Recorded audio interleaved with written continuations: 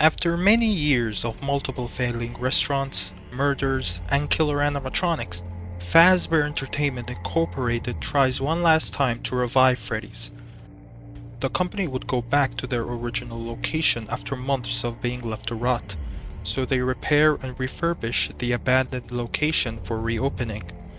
The toy animatronics would get scrapped, while the old withered animatronics would get repaired and redesigned, except for withered Golden Freddy, as it was tied into the previous batch of murders, so the company just left it to rot. Or maybe the company repaired withered Golden Freddy as well, but it was later unused. Either way, the soul of Cassidy would still be at the location. Either in December 1987 or January 1988, Freddy Fazbear's Pizza would reopen. The location layout is still the same as last time, but this time the safe room is sealed. The games and attractions are still the same, which is the show stage, Pirate's Cove, the ball pit, and arcades.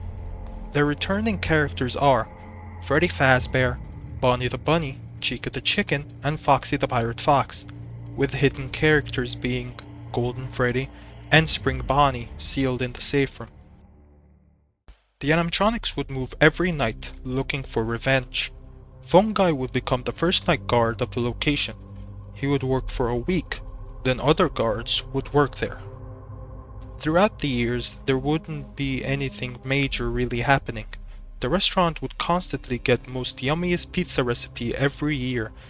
Then again, that could be false information made up by Fazbears to attract more customers. Even though it was quiet in the daytime, in the nighttime many night guards would get hired and try and survive the week, which would mostly result in them either being injured, fired, or dying and stuffed in a suit. The company would say the reason the animatronics move at night is because they don't move during the day, so they let them move around at night to avoid their servos from locking up. And the reason they try and get the guards is because they see them as endoskeletons. For us, we know that's all BS, but if a guard gets caught and gets killed, the company would file a missing persons report in 90 days or as soon as property and premises have been thoroughly cleaned and bleached and the carpets have been replaced. Fazbears made sure they are not responsible for damage to property or person.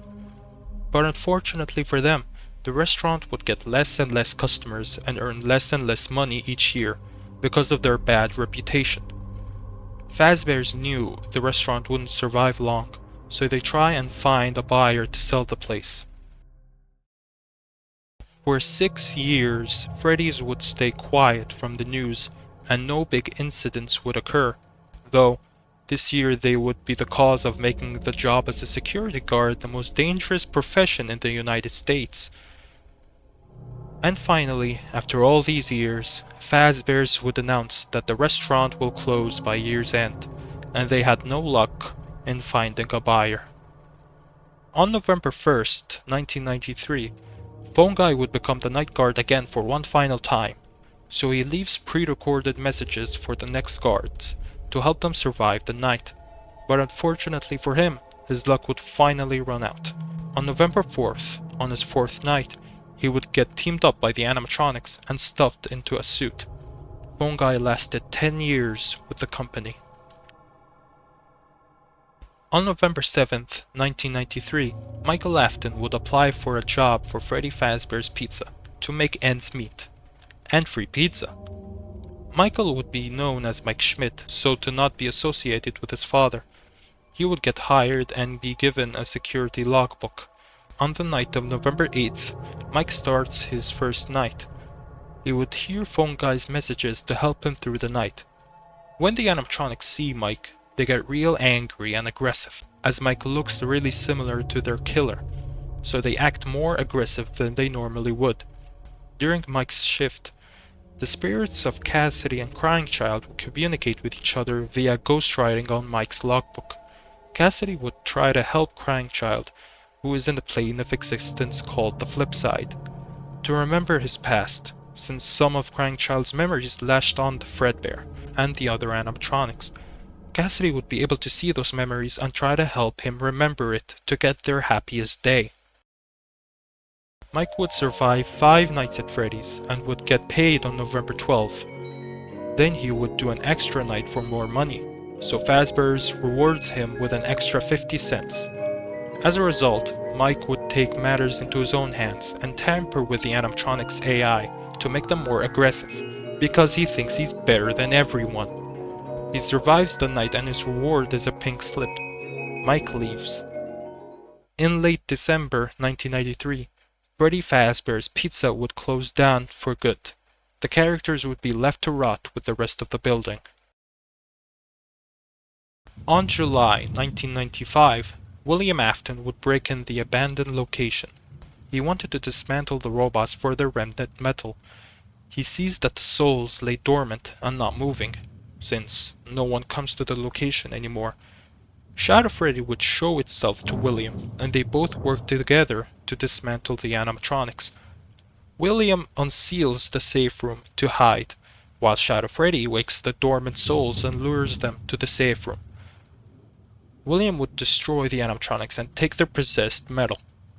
For 4 nights, Afton would return and destroy a different animatronic, while the adventure characters would leave breadcrumbs for the crying child to find. Afton would get the remnant of the 5 robots. Golden Freddy was dismantled off-screen. William would return to the location to either get more possessed metal or to get his beloved suit. But unfortunately for Afton, the souls of the kids would try and get him. He would run away.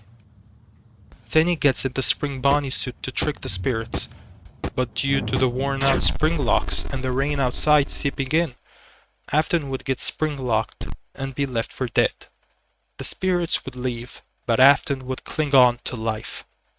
At some point, a worker finds the safe room open, so they seal it and leave Afton inside. Finally, after exactly 10 years since the missing children's incident, Afton finally gets his comeuppance. The crying child finally finds the pieces of his memories and gathers the 5 kids and Charlotte to the party.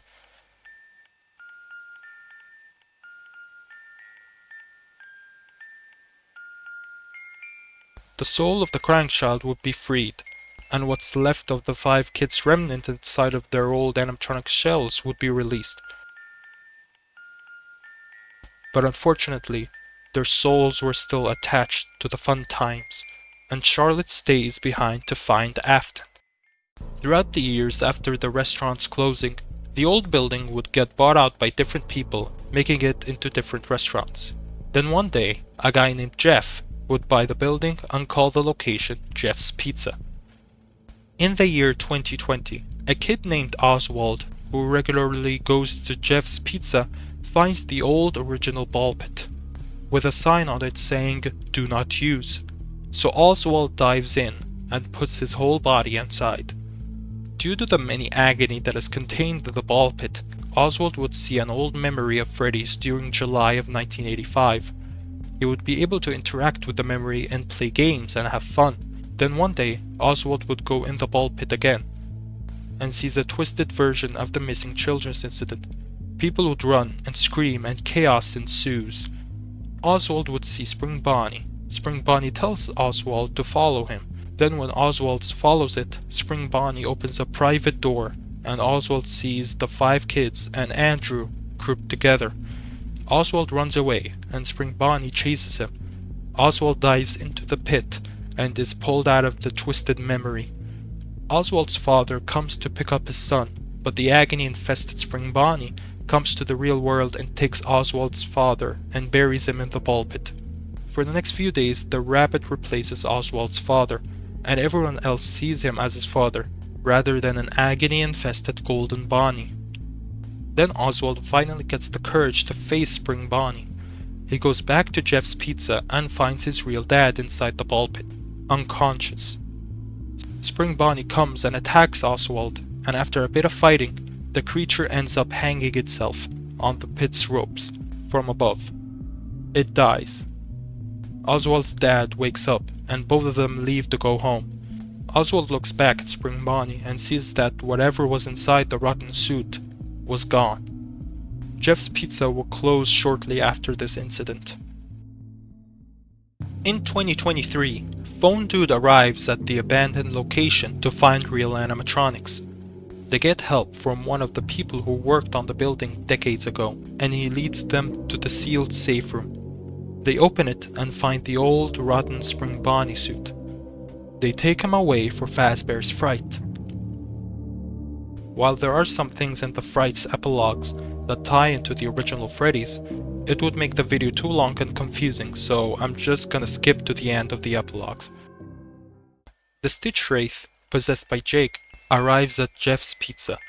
After defeating the shadow creature born from the ball pit, Eleanor, he goes inside the ball pit, which contained the agony and remnant of many victims of Eleanor. Jake uses his happy memories to free all of the souls that are trapped in the ball pit and cleansing it from any agony that's left. The once discolored and blacked out balls glow to show an image of the souls living happily, freeing everyone and letting them rest in peace.